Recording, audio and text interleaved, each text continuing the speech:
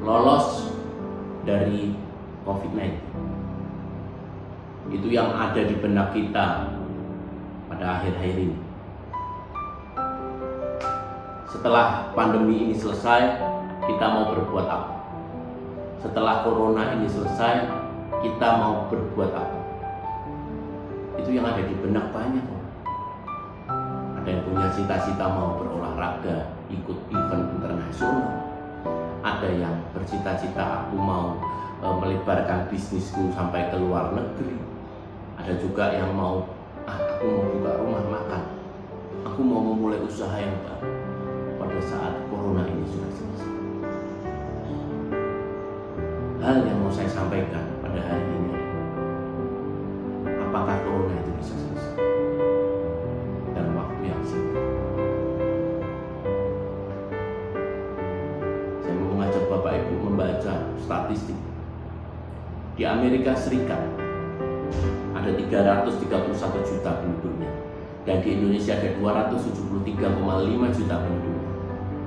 Yang terjangkit di Amerika dengan COVID-19 ada 1,4 juta, yang artinya ada probabilitas kemungkinan 0,4% untuk setiap penduduknya bisa terkena COVID-19. Sedangkan di Indonesia ada 14.000 yang dilaporkan.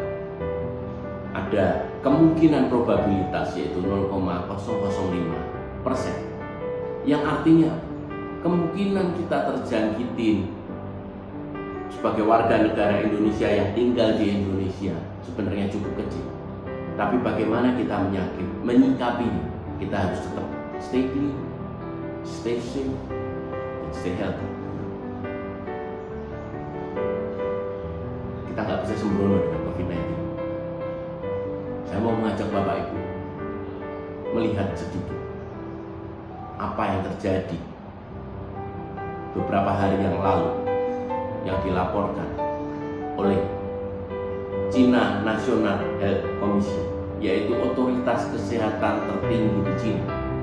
CNHC ini melaporkan ada 3 kasus baru COVID-19 di Wuhan. Meskipun daerah ini sudah dinyatakan berhasil menahan penyebaran COVID-19, tetapi pada tanggal 10 Mei di Fox News, CNHC melaporkan ada COVID-19 kasus terbaru dia temui. Dilihat dari karakteristik virus ini dan pola penyebarannya, sepertinya COVID-19 akan tinggal tetap cukup lama dengan kehidupan kita. Ini beberapa ahli mengemukakan bahwa ini virus akan cukup lama tinggal hidup bersama dengan kita, seperti virus malaria, demam berdarah, TBC, HIV, dan lain sebagainya. Karena itu, kita harus segera beradaptasi, menyikapi keberadaan virus ini, menyiapkan diri untuk standar yang baru, untuk keadaan normal yang baru. Jangan terlalu berharap untuk ini bisa cepat lalu, tapi kita harus merubah standar, merubah apa yang menjadi kebiasaan kita dengan hal yang baru. Saya mau mengajak Bapak Ibu semua untuk melihat seorang yang bernama Sylvester Stallone. Siapa yang nggak kenal aktor laga ini, yang filmnya antara lain film Rambo yang begitu terkenal. Tapi tahukah Bapak Ibu bahwa masa lalunya dia dikeluarkan dari 14 sekolah. 14 sekolah dia dikeluarkan. Keluar dari kuliah karena ingin mengejar mimpi jadi seorang aktor. Dia pernah menghadiri 1000 audisi. Bisa dibayangkan pada saat kita punya event, atau mungkin anak kita, atau mungkin keluarga kita mau ikut sebuah audisi, sebuah perlombaan, mempersiapkannya begitu tajam, mempersiapkannya begitu matang. Tapi orang ini, dia 1000 kali ikut audisi dan semuanya gagal. Diusir dari apartemennya, tidur di stasiun bis, dan karena nggak punya uang, dia sempat main film dewasa. Tapi siapa yang nggak kenal dia? Dia sukses di umur 30 tahun. Ada seorang lagi yang bahasa Inggrisnya nggak lancar, ngomongnya nggak jelas bahasa Inggrisnya, tapi dia pernah menjadi seorang gubernur di negara bagian Amerika. Siapa yang nggak kenal aktor ini?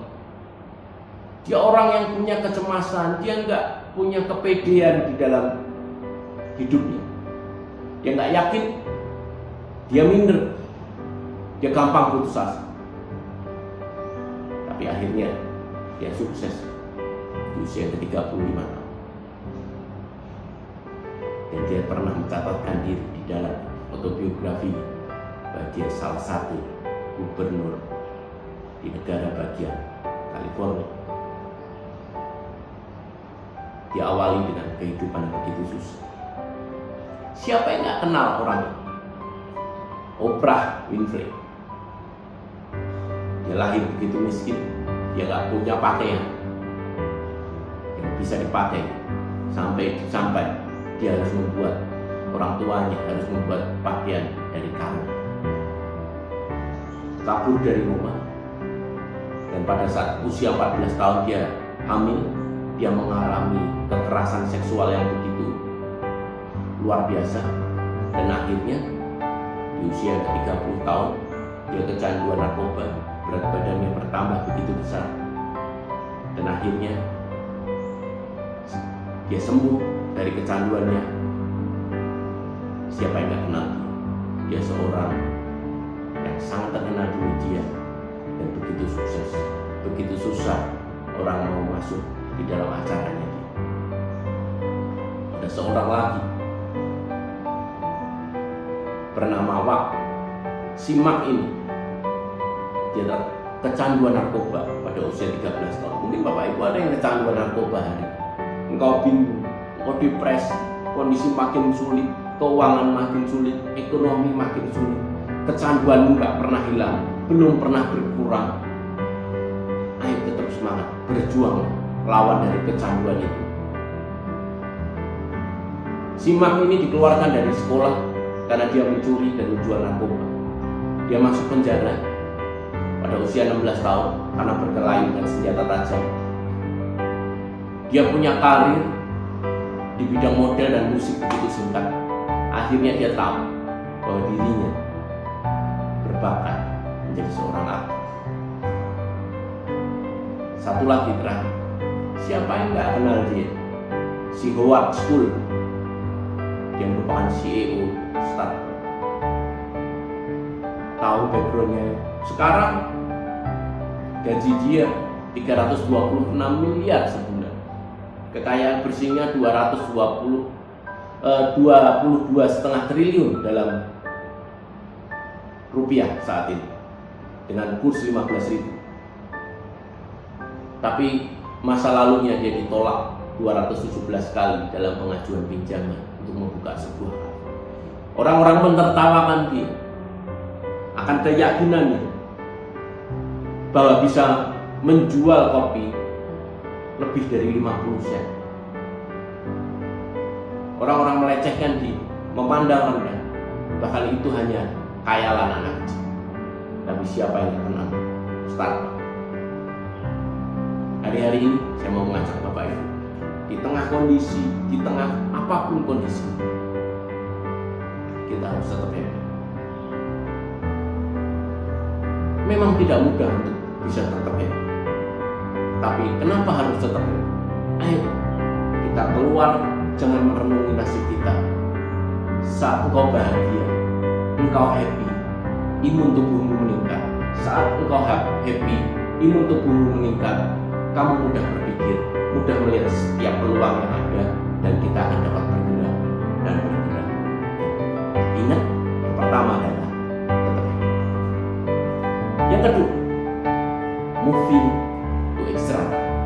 Lihat sekelilingmu, ada peluang apa? Kita di tengah kondisi yang tidak biasa. Jangan biasa-biasa, tapi kita harus ekstra. Pasti ada peluang. Masalahnya, kita mau mencari peluang itu apa? Terkadang kita senantiasa merenungi masa. Aduh, aku dipecat dari pekerjaan. Aku mau makan aja susah. Kita merenungi dan mengasihani diri kita, tapi kita nggak berpikir maju untuk berbuat sesuatu yang lebih baik. Mari Bapak Ibu, saya mengajak Bapak Ibu, apa yang ada di tangan itu mulailah start dari yang ada di tangan. Engkau sedang pegang apa saat ini? Mulailah dengan apa yang ada di tangan dan berbuatlah sesuatu. Apapun agama, baik engkau seorang Nasrani atau seorang Muslim, coba contohlah Nabi yang ada di kitab. Kalau engkau seorang Nasrani, Yesus pernah memberi makan kepada 5.000 orang dengan 5 roti dan 2 ikan. Kalau engkau seorang Muslim, Nabi Muhammad pernah memberi makan banyak orang dengan makanan yang sedikit. Dia juga pernah membuat 1 gelas susu dapat diminum dengan orang banyak di dalam suratnya Al-Bukhari. Yang jadi pertanyaan, apa yang ada di tanganmu sekarang? Bukannya nggak ada di tangan. Apa yang ada di tanganmu?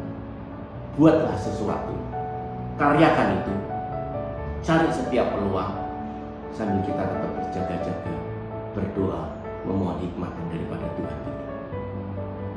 Seorang bernama Nelson Mandela berkata demikian, jangan nilai aku dengan kesuksesanku, tapi dari seberapa kali aku jatuh dan bangkit lagi. Kalau mungkin engkau saat ini sudah mencoba dan engkau gagal, ayo coba lagi, coba lagi, coba lagi, coba lagi. Jangan pernah menyerah, karena ada setiap peluang yang begitu luar biasa menanti di depan. Akhir kata, stay clean, stay safe, stay healthy. Salam sukses selalu.